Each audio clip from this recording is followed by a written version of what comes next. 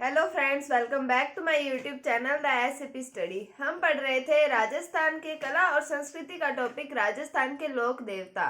तो राजस्थान के लोक देवताओं की सीरीज को ये हम आगे बढ़ाते हैं। हमने उसमें पंच पीरों के नाम पढ़े थे, जिसमें हमने 3 पंच पीर गोगा जी, पाबू जी और रामदेव जी, इनके बारे में पढ़ लिया था। आज हम पढ़ते हैं हड़बू जी के बारे में, मेहा जी मांगलिया के बारे में। चलिए शुरू करते हैं।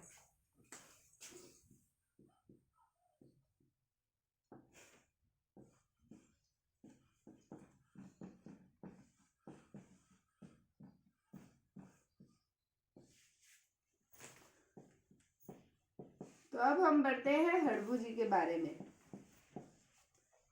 तो इनके जन्म की अगर हम बात करें तो इनका जन्म हुआ है बुडेल में। ये पड़ता है नागौर के अंदर। फिर हम बात करें इनके पिता की, तो इनके पिता का नाम आता है मेहा जी। इनके गुरु की बात करें तो इनके गुरु का नाम आता है बालीनाथ जी। तो हमने इनके जन्म की बात की। जन्म कहाँ पर है? बुडेल के अंदर, नागौर में। और पिता का नाम मेहा जी, गुरु का नाम बालीनाथ जी आता है। इन्होंने राव जोधा जो थे उनको कटार भेंट करके उन्हें आशीर्वाद दिया था। इसलिए राव जोधा ने हड़बू जी को बेगटी, यानी कि जोधपुर के अंदर एक क्षेत्र आता है बेगटी, तो वो क्षेत्र प्रदान किया था, जहां पर ये अपनी बैलगाड़ी से जो असहाय गायें थी उनकी सेवा करते थे। तो हम कह सकते हैं कि इन्होंने राव जोधा को कटार भेंट कर आशीर्वाद दिया,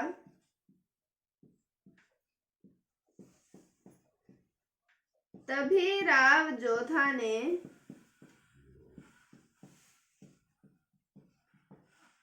हड़बू जी को बेगटी, यानी कि जोधपुर के अंदर एक क्षेत्र आता है, का क्षेत्र प्रदान किया।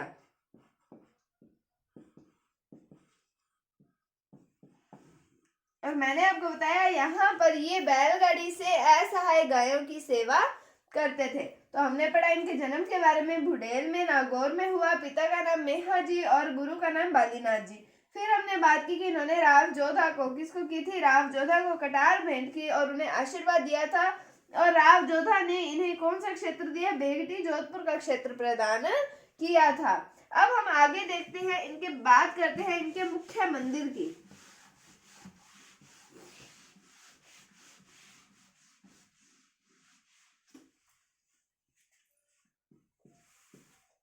तो इनके मुख्य मंदिर की बात करते हैं।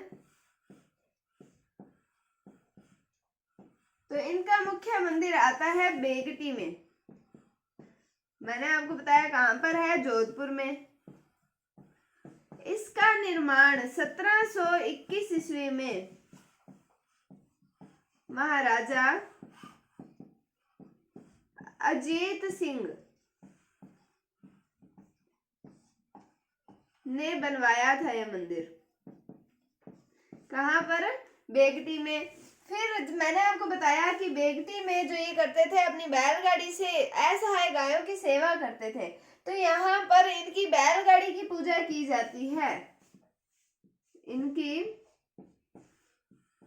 बैलगाड़ी की पूजा की जाती है।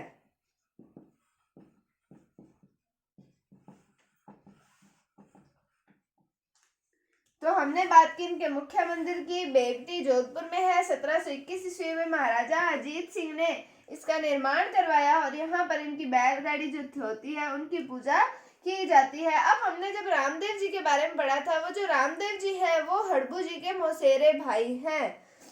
तो रामदेव जी हड़बू जी के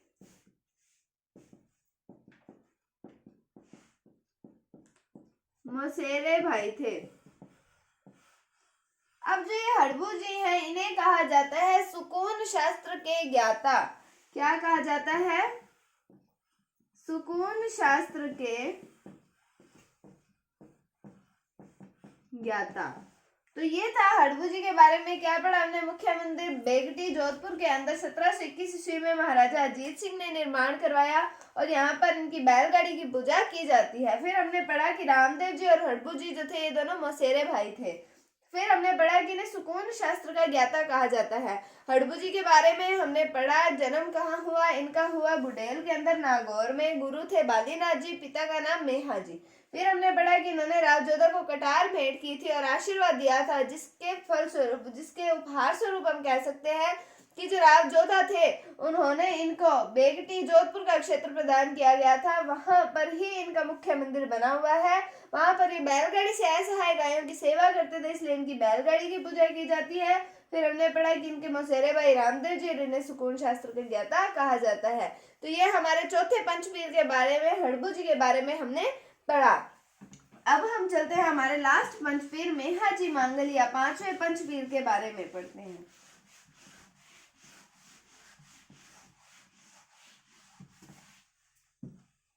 तो अब हम पढ़ते हैं मेहा जी मांगलिया के बारे में।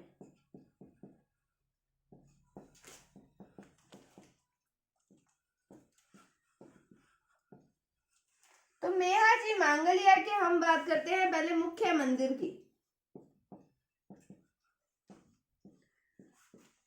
तो जोधपुर में एक क्षेत्र आता है ओसिया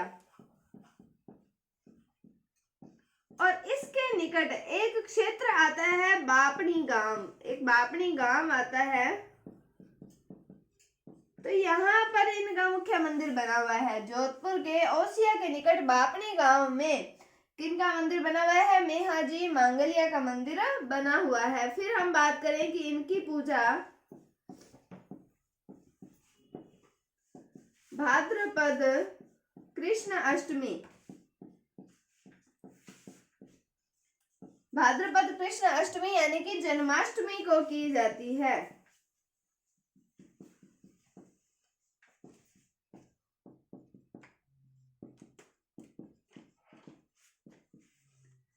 तो हमने बात की इनके मुख्य मंदिर की। जोधपुर में ओसिया के निकट बापड़ी गांव में इनका मुख्य मंदिर बना हुआ है कि इनका मेहा जी का, और इनकी पूजा भाद्रपद कृष्ण अष्टमी यानी कि जन्माष्टमी के दिन जो है वो की जाती है। अब हम आगे बात करते हैं कि हमने जो पढ़ा था कामड़िया पंथ। तो ये जो थे मेहा जी मांगलिया, ये कामड़िया पंथ से दीक्षित थे। मतलब इन्होंने अपनी जो दीक्षा थी वो प्राप्त की थी कामड़िया पंथ से। तो ये कामड़िया पंथ से दीक्षित थे। फिर अगर हम बात करें तो इनके जो भोंपे होते थे, इनको जो मानने वाले होते थे, इनके जो अनुयायी होते थे, वो जो भोंपे होते थे उनमें वंश वृद्धि नहीं होती थी। तो इनके भोंपों की वंश वृद्धि नहीं होती थी। मतलब नहीं होती है क्योंकि अब भी इनके मानने वाले तो यहाँ पर हैं ही, तो इनके भोंपों की जो वंश वृद्धि जो है वो नहीं होती। फिर हम बात करें कि इनका एक घोड़ा आता है जिसका नाम आता है किरण काबरा।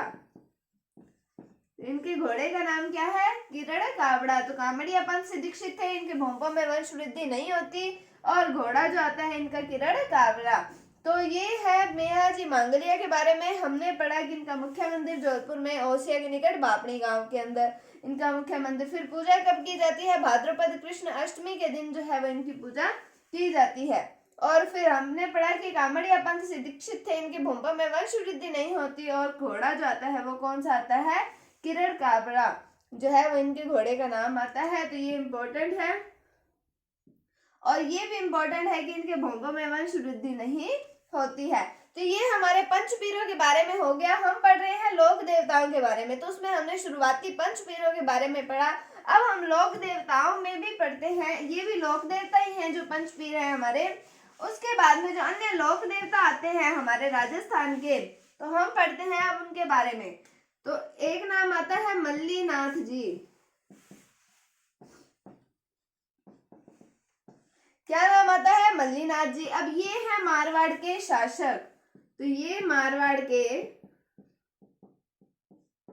शासक थे। और हम बात करें राजधानी की, तो राजधानी आती है मेवानगर। तो मेवानगर यहाँ की राजधानी कहाँ की? मारवाड़ की, जहां पर इन्होंने शासन किया है। उसके बाद में हम बात करें कि मारवाड़ के क्षेत्र में ये लोक देवता के रूप में पूजे जाते थे। तो मारवाड़ में या मारवाड़ के क्षेत्र में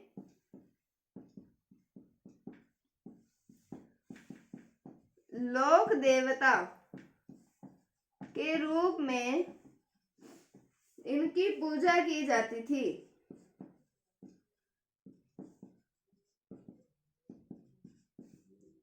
मारवाड़ के क्षेत्र में लोक देवता के रूप में इनकी पूजा की जाती है।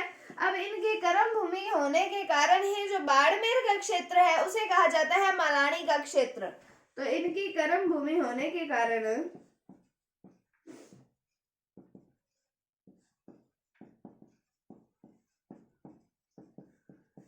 इसके बाड़मेर के क्षेत्र को क्या कहा जाता है? मालानी का क्षेत्र। तो हम पढ़ रहे हैं मल्लीनाथ जी के बारे में। तो मारवाड़ के शासक थे, राजधानी हमने पढ़ी मेवानगर, और उसके बाद में मारवाड़ के क्षेत्र में लोक देवता के रूप में इनकी पूजा की जाती है और इनकी कर्म भूमि होने के कारण बाड़मेर का जो क्षेत्र था उसे कहा जाता है मलानी का क्षेत्र। उसके बाद में हम आगे बात करते हैं कि इनका मुख्य मंदिर बना हुआ है तिलवाड़ा के अंदर। कहाँ पर है तिलवाड़ा? बाड़मेर में, लूणी नदी के पास है, लूणी नदी के पास। तो इनका मुख्य मंदिर कहाँ पर है? तिलवाड़ा में। और तिलवाड़ा कहाँ है? बाड़मेर में। और कहाँ पर है? लूणी नदी के पास। इनका मुख्य मंदिर बना हुआ है। फिर इनकी याद में पशु मेला लगता है। कहाँ पर लगता है? ये भी तिलवाड़ा में लगता है। कहाँ पर है तिलवाड़ा? बाड़मेर में। और ये जो पशु मेला लगता है ये प्राचीनतम पशु मेलों में से एक है। प्राचीनतम पशु मेलों में से एक। तो हमने बात की इनके मुख्य मंदिर की। तिलवाड़ा बाड़मेर में, कौन सी नदी के पास है? लूणी नदी के पास है। और पशु मेला इनका लगता है तिलवाड़ा में। प्राचीनतम पशु मेलों में से एक पशु मेला है। तो ये था मल्लीनाथ जी के बारे में। मारवाड़ के शासक थे, राजधानी मेवानगर। उसके बाद में मारवाड़ के क्षेत्र में इन्हें लोक देवता के रूप में पूजा जाता है और इनकी कर्म भूमि होने के कारण बाड़मेर के क्षेत्र को क्या कहा जाता है? मलानी का क्षेत्र। फिर इनके मुख्य मंदिर की बात की। तिलवाड़ा बाड़मेर में है, लूणी नदी के पास। पशु मेला लगता है इनका तिलवाड़ा बाड़मेर में, जो कि प्राचीनतम पशु मेलों में से एक है। तो हमने पढ़ा झड़बू जी के बारे में, मेहा जी के बारे में और मल्लीनाथ जी के बारे में। उम्मीद है आपको टॉपिक समझ आया होगा। अगर आपको इसमें कोई भी डाउट है तो आप कमेंट सेक्शन में पूछ सकते हैं। अगर आपको वीडियो थोड़ी सी भी अच्छी लगी है तो इसे लाइक कीजिए, शेयर कीजिए और चैनल पर नए हैं तो इसे सब्सक्राइब जरूर कीजिए। Thank you, thanks for watching, bye bye.